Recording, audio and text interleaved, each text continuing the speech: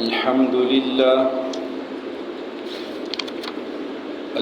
لله نحمده ونستعينه ونستغفره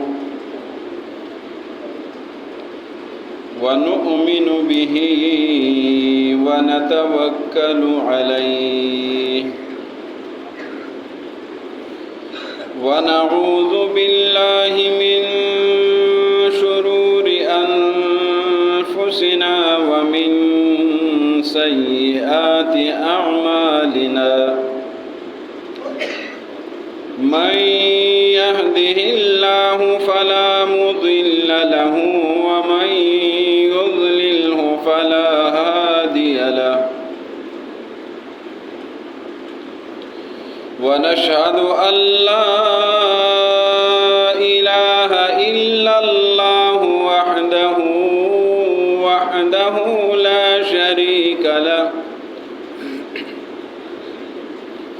لا شريك له ولا نظير له ولا وزير له ولا وزر له ونشهد أن سيدنا وسندنا وأولانا ومولانا وشفيعنا وسيدنا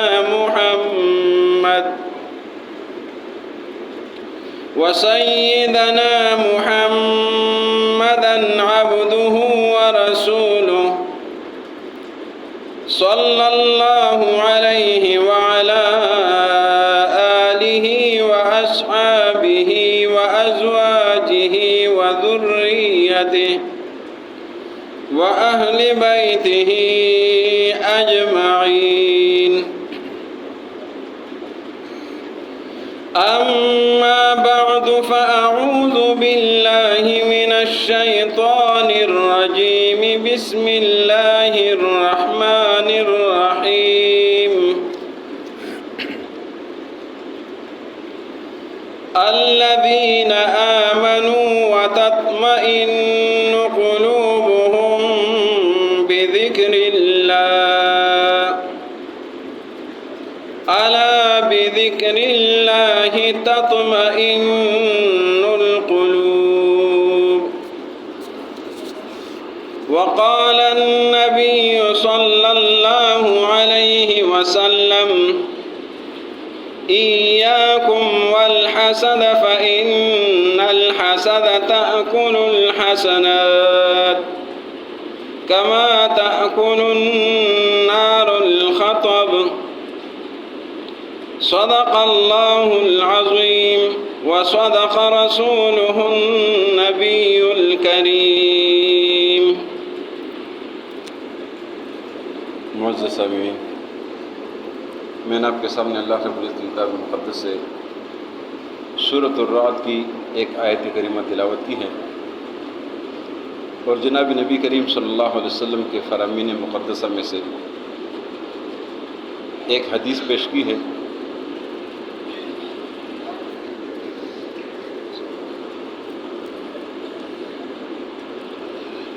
آج کے موضوع کا عنوان ہے نفسیاتی مسائل کا حل قرآن و سنت کی روشنی میں.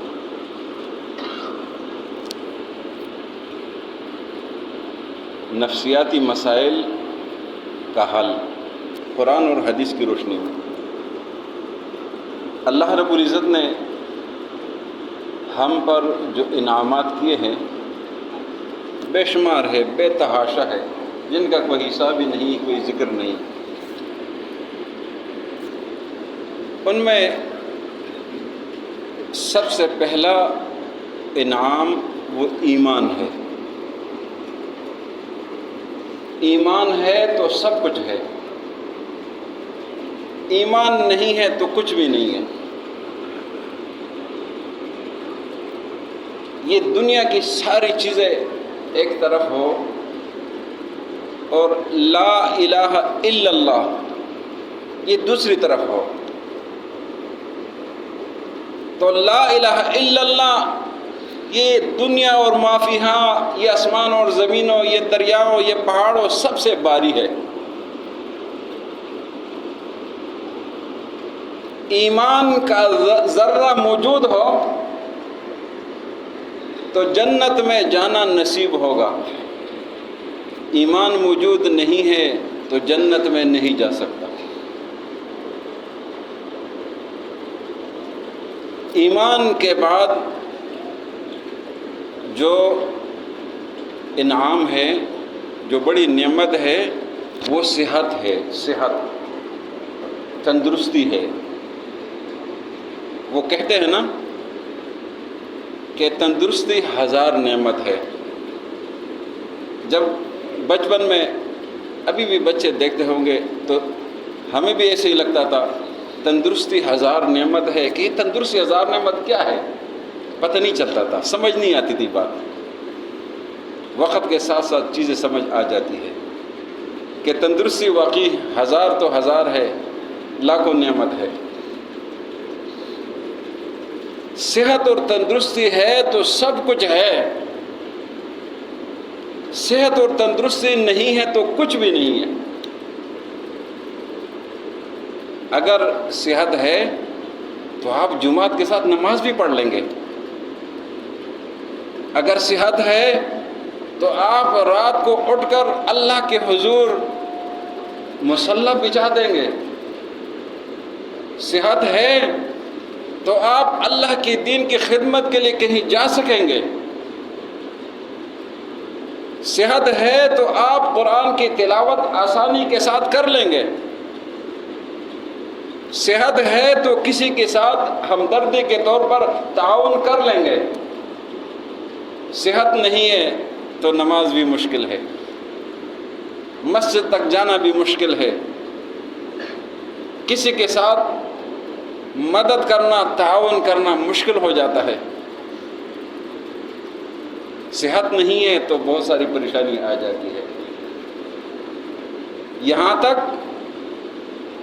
کہ صحت نہیں ہے تو آپ کی وجہ سے دوسرے بھی پریشان ہو جاتے ہیں، ان کو بھی آپ کو سنبھالنا پڑتا ہے، آپ کا خیال رکھنا پڑتا ہے۔ آپ کا مریض بیڈ پر ہے تو آپ کسی کی خوشی میں نہیں جا سکتے، آپ کا مریض اسپتال میں ہے تو آپ کے 24 گھنٹے اسپتال کے اندر یوں گم جاتے ہیں، آپ اسپتال سے نکل ہی نہیں سکتے، آپ کی زندگی اسپتال کے گرد ہو جاتی ہے، اس لیے کہ صحت نہیں ہے۔ صحت یہ خراب کیوں ہو جاتی ہے؟ جو حدیث مبارکہ میں نے آپ کے سامنے پیش کی ہے، فرمایا ایاکم والحسد فإن الحسد تأکل الحسنات کما تأکل النار الحطب۔ فرمایا کہ اپنے آپ کو حسد سے بچائے، اس لیے کہ یہ حسد یہ بنیاد ہو جاتا ہے، یہ بنیاد ہے، یہاں سے چیزیں پھیل جاتی ہے، یہاں سے روحانی بیماریوں کا آغاز ہے، یہاں سے جسمانی بیماریوں کا آغاز ہے، یہاں سے نفسیاتی بیماریوں کا آغاز ہے، یہاں سے جڑیں شروع ہو جاتی ہے حسد۔ اس لیے کہ حسد یہ بہت بری چیز ہے، جو حدیث میں آپ کے سامنے پیش کر دیا ہے کہ یہ نیکیوں کو جلا دیتی ہے، نیکیاں ضائع اور برباد کر دیتا ہے۔ اس لیے حسد سے اجتناب۔ حسد اس کا آغاز دل کے اندر سے شروع ہو جاتا ہے، اور کیوں شروع ہوتا ہے کہ جب آپ کسی کو دیکھتے ہیں اس کے پاس اللہ کا انعام ہے، اللہ کا دیا ہوا ہے، جب آپ دیکھتے ہیں آپ کہتے ہیں یہ اس کے پاس کیوں ہے،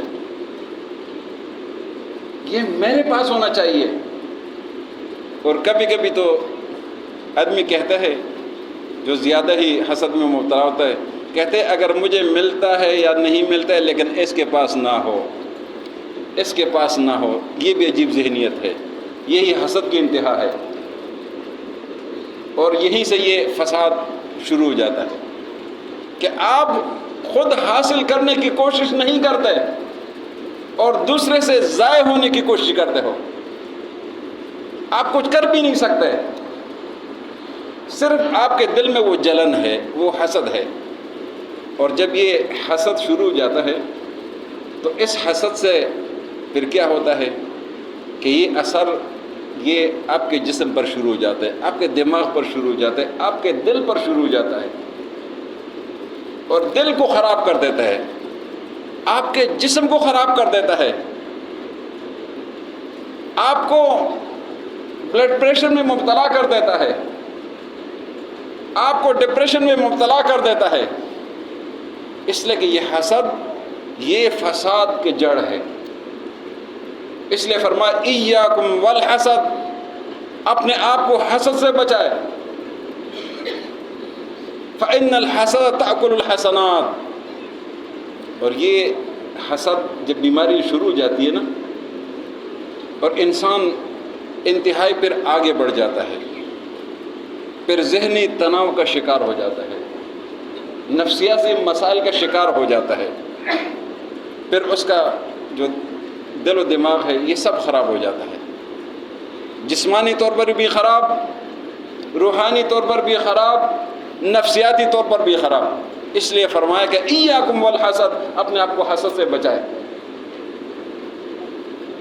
اس نفسیاتی مسائل سے، نفسیاتی پریشانیوں سے اپنے آپ کو بچانے کے جو اسباب ہے، جو ذرائع ہے، وہ سب سے پہلے جو آپ کے سامنے میں نے آیت پڑھی ہے، الذین آمنوا وتطمئن قلوبهم بذکر اللہ، الا بذکر اللہ تطمئن القلوب۔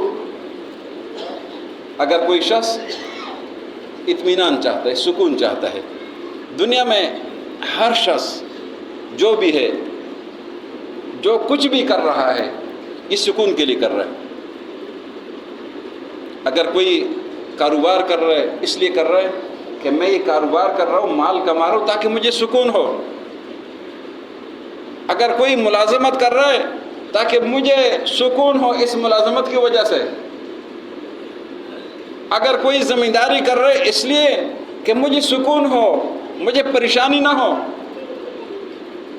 اللہ نے فرمایا الذین آمنوا وتطمئن قلوبهم بذکر اللہ، ایمان والوں کو دل ہے وہ اللہ کے ذکر سے مطمئن ہوتا ہے۔ الا بذکر اللہ تطمئن القلوب، خبردار دلوں کا اطمینان اللہ کو یاد کرنے سے ہے۔ اگر آپ نے کسی کے پاس کوئی نعمت دیکھ لی، وہ آپ کو اچھا لگا، آپ کا دل چاہتا ہے کہ میرے پاس بھی اس طرح ہو، تو آپ اللہ سے مانگے۔ جس رب نے اس کو دیا ہے وہ رب آپ کو بھی دے سکتا ہے۔ وہ خزانے، اللہ کے جو خزانے ہیں وہ ختم نہیں ہوئے، اللہ کے خزانے بسیار ہے، بے شمار ہے، بے حساب ہے۔ اسی لیے جب آپ کسی کے اچھی چیز کو دیکھیں تو آپ ماشاءاللہ کہہ دیں، ماشاءاللہ کہہ دیں، اس کو نظر بد نہ لگائے، اس کو اللہ کے ساتھ منسوب کر دیں، ماشاءاللہ کیا ہی اچھی چیز ہے۔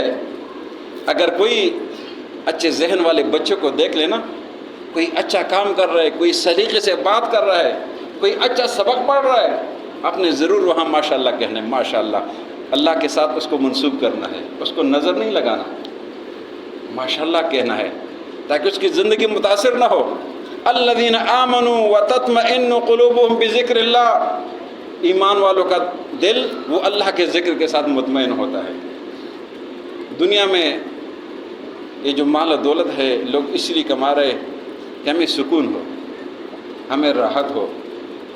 لوگ کرسی، منصب، صدارت، وزارت اس لیے لیتے کہ ہمیں سکون ہو۔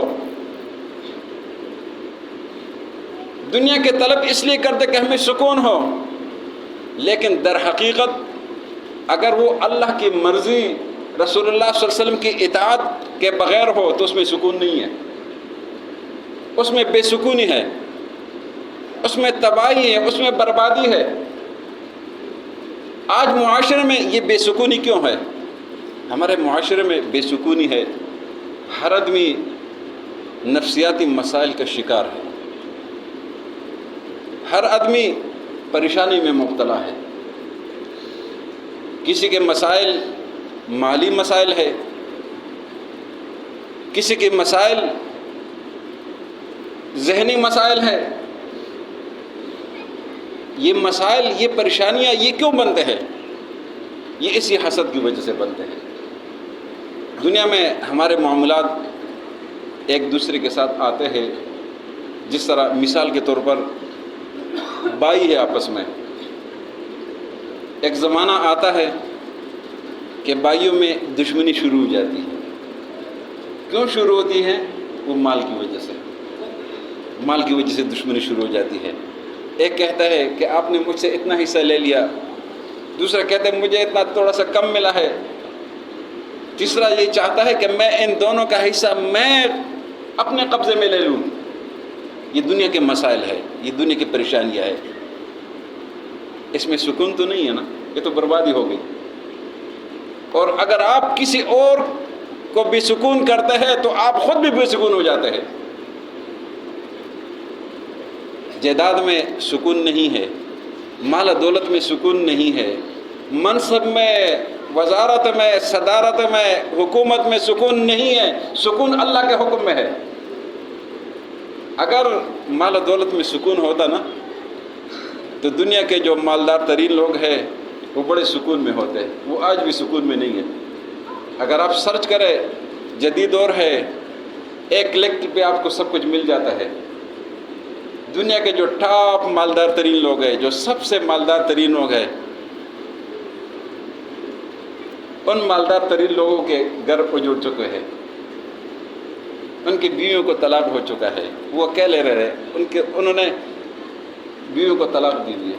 اگر مال میں سکون ہوتا تو وہ سکون میں ہوتے نا، وہ سکون میں نہیں ہے۔ حکومت والوں کو دیکھو، سکون میں نہیں ہے۔ مال دولت والوں کو دیکھو، اگر اللہ کے حکم کے بغیر ہے تو ان کے مال دولت میں سکون نہیں ہے۔ الا بذکر اللہ تطمئن القلوب۔ اگر ذہن کو سکون میں رکھنا چاہتے ہیں نا، اللہ کی طرف آ جاؤ۔ اللہ کی طرف کیسے آنا ہے؟ اگر آپ کے بھائیوں، بہن بھائیوں میں جائیداد کے مسائل ہیں نا، اللہ کی طرف رجوع کرو۔ اللہ نے جو حصہ بہن کے لیے مقرر کیا وہ اس کو عطا کر دو، بھائی کے لیے جو حصہ عطا کیا ہے وہ اس کو عطا کر دو۔ آپ کا جو حصہ بنتا ہے وہ کم بنتا ہے یا زیادہ بنتا ہے، اس پر صبر کرو، اپنے حصے پر صبر کرو۔ جب آپ کسی کے حصے میں ہاتھ نہیں ڈالیں گے نا، کسی کے حصے پر قبضہ نہیں کریں گے تو آپ کے حصے کی طرف کوئی نہیں آئے گا۔ اور اگر کبھی آ بھی جائے نا تو پھر اللہ نے اس کا ایک اور حل بھی بتایا ہے کہ آپ صبر کریں، صبر کریں، صبر کریں، صبر کریں، برداشت کریں۔ آج ہمارا معاشرہ یہ بے سکون ہو چکا ہے۔ اس کی وجہ یہی ہے کہ ہم میں صبر نہیں ہے، ہم میں برداشت نہیں ہے، ہم میں تحمل نہیں ہے، ہم میں حلم اور بردباری نہیں ہے۔ ہم ایک دوسرے کی بات کو برداشت نہیں کر سکتے، ہم ایک دوسرے کے بات کو منفی رخ پر لے جاتے ہیں۔ ہر بات کے دو رخ ہوتے ہیں، ہم مثبت رخ نہیں لیتے اور منفی جلدی چلے جاتے ہیں۔ اچھے رخ پہ جانا چاہیے، بات سے اچھا رخ نکالنا چاہیے۔ اس طریقے سے مال میں اگر سکون ہوتا نا تو دنیا کا مالدار ترین آدمی جو گزرا ہے وہ قارون ہے۔ ان قارون کان من قوم موسیٰ فبغى علیہ، اس کو سکون نہیں تھا، اس کے لیے حکم تھا ولا تبغ الفساد فی الارض، زمین میں فساد نہ کر، زمین میں فساد نہ کیا کرے، کسی کا ناحق خون نہیں کرنا، اس لیے کہ یہ کبیرہ گناہوں کے فہرست میں دوسرے نمبر پر ہے۔ سب سے بڑا گناہ الاشراک باللہ، اللہ کے ساتھ شرک ہے۔ اس کے بعد وقتل النفس، ناجائز کسی کو قتل کرنا۔ قرآن مقدس میں اللہ رب کا ارشاد ہے وَمَن يَقْتُلْ مُؤْمِنًا مُتَعَمِّدًا فَجَزَاؤُهُ جَهَنَّمُ، جو بھی جان بوجھ کر کسی مومن کو قتل کر کے اس کا ٹھکانہ جہنم ہے۔ اس لیے احترام، عزت، تحمل، بردباری، ایک دوسرے کی بات سننا، ایک دوسرے کے بات کو نہیں کاٹنا، آج کل ہمیں یہ بڑا مسئلہ بن چکا ہے کہ ہم کسی کی بات کو سننے کے لیے تیار نہیں ہوتے، اس کے بات کو فوراً کاٹنے کی کوشش کرتے ہیں، اور پھر ساتھ ہم یہ بھی کہتے ہیں کہ سوری، قطع کلامی معاف۔ تو قطع کلامی نہ کرے نا، آپ کو سوری بولنے کی ضرورت ہی نہیں پڑے گی، نہ قطع کلامی کرے، بات کو سنیں، تحمل سے سنیں، سکون کے ساتھ سنیں۔ آج ہم ایک دوسرے کی رائے کو بھی برداشت نہیں کر سکتے، ایک دوسرے کو بات کو بھی برداشت نہیں کر سکتے۔ یہی تو بربادی ہے، یہی تباہی ہے۔ اگر آپ سکون چاہتے ہیں، اطمینان چاہتے ہیں، تو اپنے بچوں کو وقت دے دیں، اپنے بچوں کی اچھی تربیت کریں۔ اگر آپ سکون چاہتے ہیں، امن چاہتے ہیں، اطمینان چاہتے ہیں، تو آپ کسی اور کو گالی نہ دے کہ وہ آپ کو بھی گالی دے اور لڑائی شروع ہو جائے۔ حدیث شریف میں آتا ہے، نبی محترم صلی اللہ علیہ وسلم نے فرمایا کہ بدترین شخص وہ ہے جو اپنے ماں باپ کو، اپنے والدین کو گالی دے دے۔ صحابہ نے پوچھا، یا رسول اللہ صلی اللہ علیہ وسلم، ایسا بھی کوئی شخص ہوتا ہے جو اپنے ماں باپ کو گالی دے؟ کیونکہ صحابہ کے لیے، اس دور کے لوگ کے لیے بڑا عجیب تھا کہ اپنے ماں باپ کو گالی دے گا۔ آج کل تو یہ چیز عام ہو چکی ہے نا، آج کل تو ماں باپ کو بھی گالی دیتے ہیں، برملا دیتے ہیں۔ حضور نے فرمایا کہ وہ شخص جو کسی دوسرے کے ماں باپ کو گالی دے اور جواب میں وہ اس کے ماں باپ کو گالی دے، تو یہ اس نے اپنے ماں باپ کے لیے گالی کا انتظام کر دیا۔ اسی لیے اطمینان، سکون، وہ اللہ کے ذکر میں، اللہ کی دین میں، اللہ کی اطاعت میں، رسول اللہ صلی اللہ علیہ وسلم کی اطاعت میں، اس میں سکون و اطمینان ہے۔ ہر معاملے میں اللہ اور رسول کی طرف رجوع کرے۔ اگر کوئی پریشانی آ جائے تو اس پریشانی میں اللہ کی طرف رجوع کرے، یا اللہ یہ پریشانی تیری طرف سے ہے، تو ہی ہٹا دے۔ اے اللہ پریشانی دور کرنے والا تو ہے۔ اگر خوشی آ جائے تو کہہ دے کہ الحمدللہ، اللہ تیرا شکر ہے، تیرا لاکھ لاکھ شکر ہے، یہ تو نے مجھے عطا کیا، میرے بس میں نہیں تھا، میں نہیں کر سکتا تھا، اللہ تیری مہربانی ہے، تو نے عطا کیا ہے۔ اس طریقے سے نفسیاتی مسائل اپنے پڑوسیوں کے ساتھ اچھے طریقے سے برتاؤ کرنا، دین نے، شریعت نے یہ پڑوسی کے بڑے حقوق بتائے ہیں۔ ہمارے جو مسائل ہوتے ہیں نا، یا اپنے گھر میں ہوتے ہیں، اپنی فیملی کے ساتھ، یا اپنے بہن بھائیوں کے ساتھ، یا اپنے رشتہ داروں کے ساتھ، یا اپنے پڑوسیوں کے ساتھ، یا جہاں ہم اکٹھے کام کرتے تو آپس میں مسائل ہوتے، یہی مسائل ہے۔ تو ان مسائل سے اپنے آپ کو بچانا ہے، صبر اور تحمل اور برداشت کے ساتھ۔ کبھی کبھی ذہنی پریشانی وہ مالی حوالے سے ہو جاتی ہے، کسی دوسرے کو دے کر، کسی کے مال و دولت کو دے کر ہمارا دل خراب ہو جاتا ہے۔ حدیث شریف میں آتا ہے کہ دنیا میں اپنے سے نیچے والے کو دیکھے، دنیا میں اپنے سے نیچے والے کو دیکھے، اور جب آپ نیچے والے کو دیکھیں گے آپ کہیں گے الحمدللہ میرے پاس تو یہ سہولیات ہے، اس کے پاس تو نہیں ہے۔ اگر آپ اوپر دیکھیں گے تو پھر آپ بھاگتے ہی رہیں گے، بھاگتے ہی رہیں گے، وہ چیز تو حاصل نہیں ہوگی، لیکن آپ اس حیرت میں، لالچ میں چلتے ہی رہیں گے۔ اللہ نے جو عطا کیا اس پر شکر کرے، مال دولت کے ساتھ محبت نہ کرے، محبت نہ کرے۔ مال دولت جائز ضرور حاصل کرے اور جائز راستے پر خرچ کرے، جمع کرنے کی فکر مت کرے کہ جمع کرتے رہے یہ تو پھر ادھر رہ جائے گا۔ اسی لیے مال و دولت سے محبت نہ کرے، اس لیے محبت کر دی تو دین بھی رہ جائے گا۔ مال و دولت سے اگر محبت کرتے تو اس کو بھی دین کے راستے میں لگا دیں، تاکہ وہ بھی آپ کے لیے صدقہ جاریہ بن جائے، وہ بھی آپ کے لیے آخرت کا ذخیرہ بن جائے۔ تو یہ جو نفسیاتی مسائل ہے، نفسیاتی پریشانی ہے، اس کے دور کرنے کے لیے سب سے پہلا، سب سے اہم وہ دین ہے۔ اس کے بعد صحبت ہے، صحبت۔ اگر آپ غریب ہیں اور آپ امیروں کے محفل میں بیٹھتے رہے، ان کی باتیں سنتے رہے، تو آپ تو نفسیاتی مسائل کے شکار ہو گئے۔ آپ کو اگر کوئی پریشانی آ جائے، آپ علماء کے پاس جائیں، ان کے سامنے ڈسکس کریں، اس کے سامنے اپنے مسائل پیش کریں۔ آپ پریشان ہو جائے تو اپنے دوست کے پاس جائیں، ان کو بولیں مجھے یہ پریشانی ہے، آپ اپنے خاندان کے ساتھ مشورہ کریں، اسی لیے دین نے مشورے کا حکم دیا ہے۔ اگر آپ اس چیز کو دل میں رکھیں گے تو آپ اندر سے بیمار ہو جائیں گے، نفسیاتی مسائل کے شکار ہو جائیں گے۔ اس کو پلائے کریں، اور پلانے سے غم جو ہے نا وہ کم ہو جاتا ہے۔ اس لیے دین نے جو طریقہ بتایا ہے نا کہ جب کوئی فوت ہو جائے تو 3 دن تک ان کا خیال رکھنا وہ آپ کی ذمہ داری ہے۔ 3 دن تک ان کا خیال رکھنا وہ آپ کی ذمہ داری ہے، تاکہ ان کی وہ پریشانی کم ہو جائے۔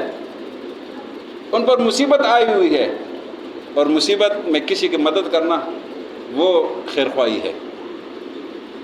تو یہ جو نفسیاتی مسائل ہے، اس سے چھٹکارا حاصل کرنے کے لیے دین کی طرف رجوع کرنا، اللہ کی طرف رجوع کرنا، اللہ کو یاد کرنا، اللہ کے دیے ہوئے پہ شکر کرنا، اگر اللہ لے لے تو اس پر صبر کرنا، یہ ساری باتیں اس لیے بتائی ہے۔ اور اگر کوئی خوشی اللہ نے دی ہے نا، اس کو اپنی طرف منسوب نہیں کرنا کہ یہ میرا کمال ہے، میرا کمال نہیں ہے، یہ اللہ کا کمال ہے کہ اللہ نے عطا کیا ہے۔ قارون نے جب مال نکالا نا، اس نے کہا یہ تو میرا کمال ہے کہ میں نے یہ مال کمایا ہے۔ اور لوگوں نے جب دیکھا، لوگ کہنے لگے کہ کاش ہمارے پاس بھی اس طرح مال دولت ہوتا، ہم بھی اس طرح مالدار ہوتے، مزے میں ہوتے۔ اللہ نے اس کو غر کر دیا۔ پھر دوسرے دن لوگ کہتے لگے کہ شکر ہے کہ اللہ نے ہمیں نہیں عطا کیا تھا، اگر ہمیں عطا کیا ہوا تو ہم بھی اس طرح ذلیل و رسوا ہو جاتے، زمین میں دس جاتے۔ تو اسی لیے ہمیں اس بات کی طرف توجہ کرنا چاہیے کہ دین کے معاملے میں اپنے سے بڑے کو دیکھنا چاہیے کہ یہ آدمی 5 وقت نماز پڑھ رہا ہے، یہ تلاوت بھی کر رہا ہے، یہ تہجد بھی پڑھ رہا ہے، میں نفلی روزہ بھی ساتھ رکھ لوں دین کے حوالے سے۔ یہ نہیں کہنا کہ میں چلو 2 نمازیں تو پڑھتا ہوں، اس طرح نہیں۔ 5 نمازیں فرض ہے، 5 پڑھنا ہے، دین میں بہتر کام کرنا ہے۔ اگر کوئی تھوڑا سا صدقہ دے رہا، آپ زیادہ دے دیں، اللہ آپ کو اور عطا کرے گا۔ تو اس لیے دینی معاملات میں اپنے سے اوپر کو دیکھنا ہے۔ تو اس طریقے سے